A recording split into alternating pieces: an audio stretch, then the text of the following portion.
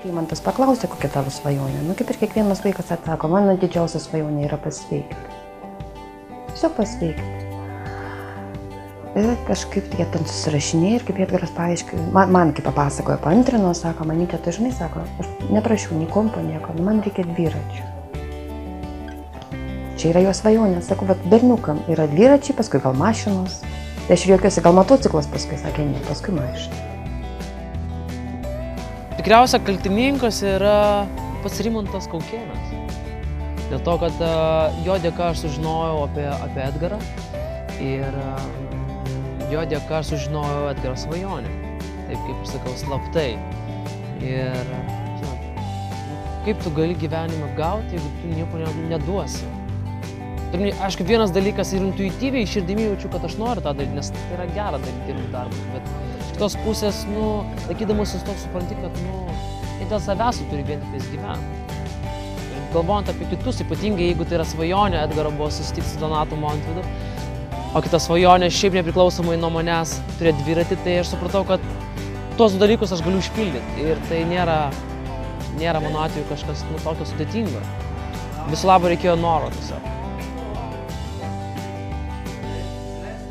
Iš pradžių metus gydėmės gastritu, o tik paskui kilus man abejonių dėl to, kad vaiką tiesiog mėto į šonus, pasiprašiau siuntimą pas neurologą. Neurologas siuntė į ligoninę. Ligoninėje buvo atlikti išsamus tyrimai, tai magneto rezonansai. Paskui radus galvoje auglius, nusiųstas į Kauno klinikas, kur buvo atlikta operacija. Paimtas genetinis tyrimas ir diagnozuotas galvos išplitęs smegenų pažeidimas, tai yra onkologinė liga, choriokarcinomas seminoma. Iš pradžių buvo sunku, buvo labai sunku ir sakydavo, kaip man blogai ir taip toliau. Palaikydavau, ką apie daugiau pasakysi, atrodo, tikrai sunku žmogui, nežinai ką pasakyti, kaip palaikyti, bet stengdavus, kad nuraminti, kad viskas bus gerai, tėvai irgi labai geri, labai palaiko, labai tiesiog. Bet po biškį, gerai, priprato gal, nežinau, gal jam geriau tai. Jau palaipsniui jau taip sau nusistatęs, kad viskas bus gerai, kad viską ištvers. Čia visas šiaip stiprus yra, tikrai stiprus. Tiesiog buvo vieninteliai žodžiai.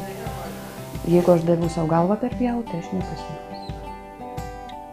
Nes jis jau buvo pavargęs, visus metus vaikas buvo pavargęs, išsekintas ligos, ištisinio venimo, to svorio kritimo, norėjimo valgyti viską, bet negalėjimo.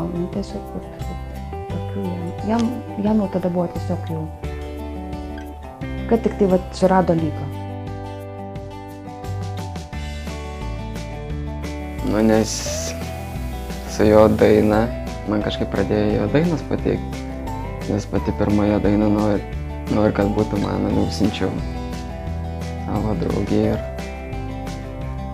tada jinai išsipildė.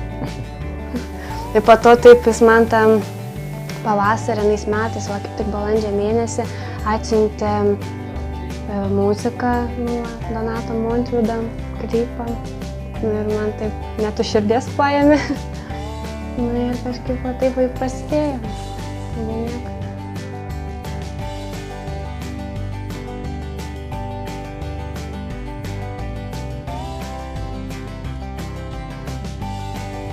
Atėjus tenais, tu aišku pamatai, kaip jie gyvena ir jie tvarkingi žmonės. Pabendravus su žmonėm, supranti, kiek jie yra vieningi. Tai tas vieningumas šeimoje yra tai, ką aš pats savo kartoju ir tai, ką aš pats mokausi ir tai yra stiprybė. Net neturi to, visa kita tampa nesvarbu.